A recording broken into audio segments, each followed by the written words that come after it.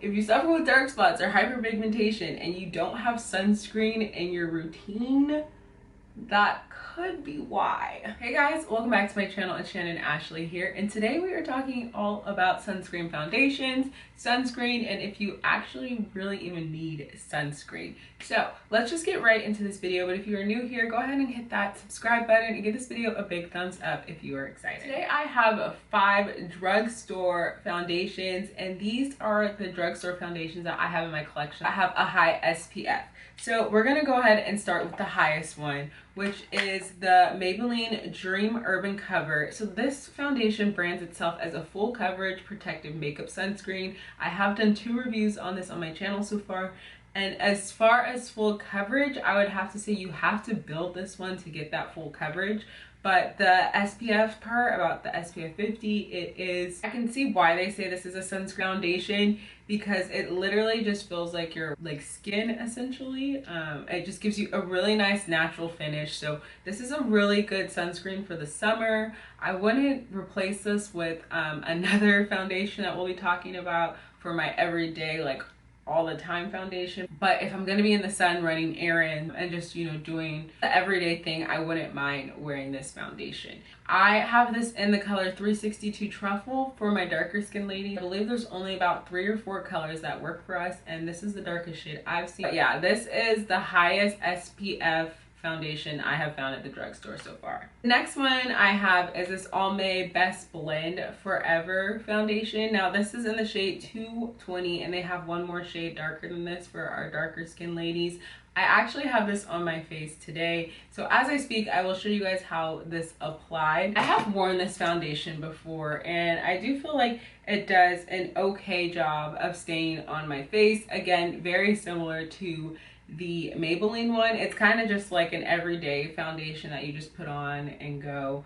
I wouldn't really wear this out to if I was going out for the night or for an event, this wouldn't be this. But if I know I'm going to be out in the sun and I don't want to look like I have a full glam of makeup on, I will grab this. Now this one has SPF 40, which is high up there in count, and we'll talk about SPF soon, but I just wanted to give you guys the different counts as we go down. You guys know this next one is one of my new favorites. It's the L'Oreal Infallible 24 Freshwear foundation. Now this one has SPF 25, which is the exact same as my L'Oreal moisturizer that I've been using. This is a pretty creamy moisturizer. I've kind of been going to town, but I use this every day underneath my foundation. And truth be told, guys, I wasn't always too crazy about a good SPF moisturizer in previous years. My mom always told me I should use one growing up, but I was kind of I just need something that'll take care of these crease lines. But what I've learned is that by using a really good moisturizer and a foundation with a high SPF count,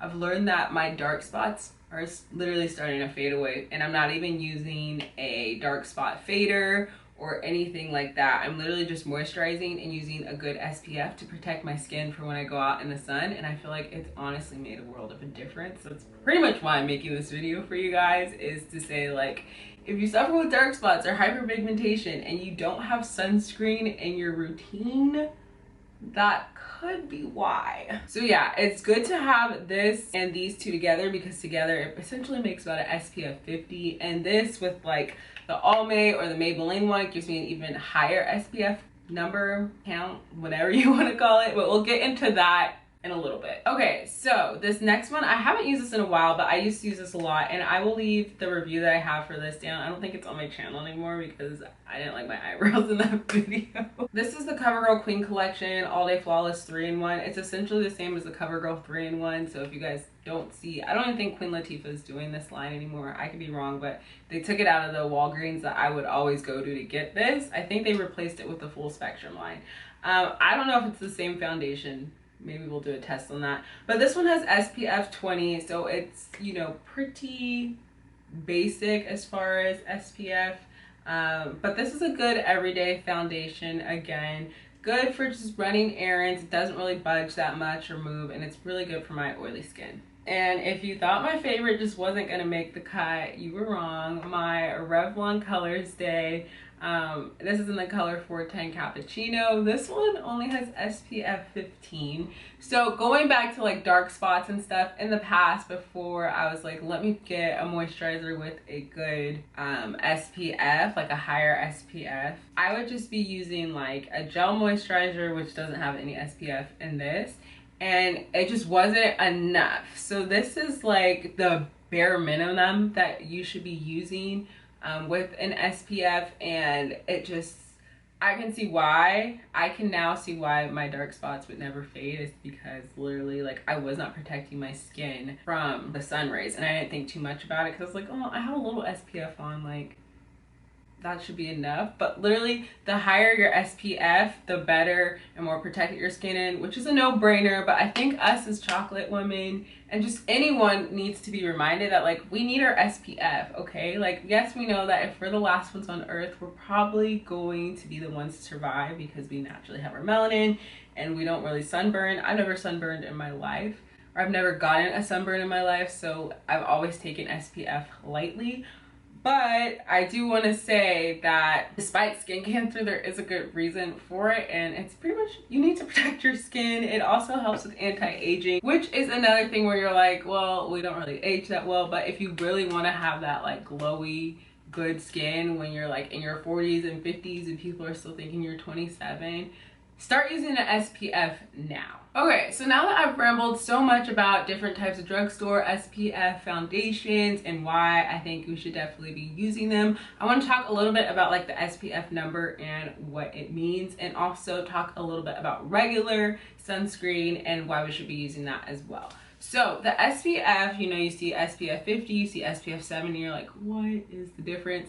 It pretty much just tells you how long you can have it on before you need to reapply. So I think that's something that we always forget, is that, and I truly forget this, and I am going to try to do better. It's starting very soon. But it's always making sure to reapply your sunscreen. So when it comes to makeup, you're like, why, how would I do that? Like I would need like a setting mist or something. So I did a ton of research, and I will leave the link to my blog to show some different types of sunscreen sprays you can try out. But I think the best one I found is the Super Goop one that you can get at Sephora, and I will put a picture of it up here, and I will also link it down below. This is a SPF spritz that you can spray on your face to reapply to make sure that your face stays protected. So that is one that I've seen a lot of good reviews for. I'm gonna go pick it up and test it out a lot in August, and I will check back in with you guys soon on that. Now that we've talked about the difference between like the SPF 15 and the SPF 70, like, do I think the range of the SPF actually matters? The thing is, if you're already applying your moisturizer that has like SPF 50 or something, as well as like a foundation that has any SPF in it, I think you're gonna be okay. But if you have a moisturizer that doesn't have any SPF in it and you're really trying to protect your skin, you'll probably want to go with a higher SPF. But please remember that you will have to reapply, and the countdown starts from when you put it on your face. So let's say you put it on, you know, your makeup at 7 a.m. but you don't leave the house till 9. By the time you leave your house, it's going to be time to reapply or to get sunscreen back on your face. So this is just, you know, some sunscreen 101. I needed to do a little research myself, but I hope this helps. Let me know your thoughts down below in the comments. Let me know if you ever take in consideration the SPF, you know, number, or just having any SPF in your foundation as well. I will say that when I go out at night, I try not to use an SPF foundation just because I'm like, that flashback is no joke.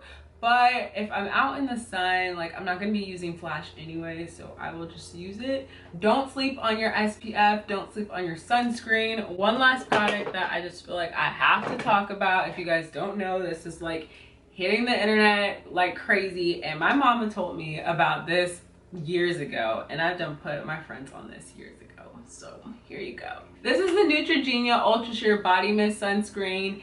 This is the best spray sunscreen on the market. Last week I tried the copper tone one, and that one literally had my skin looking ashy and ghosty and all of that. So this is just the best. This one comes in SPF 70, and you can find this at TJ Maxx as well. You guys, don't sleep on TJ Maxx and Marshalls for finding good SPF products. They have it for the low because people really do try to upsell you and charge you for, you know, the things that you need, but you know, you don't have to break the bank to get what you need. This goes all over your body.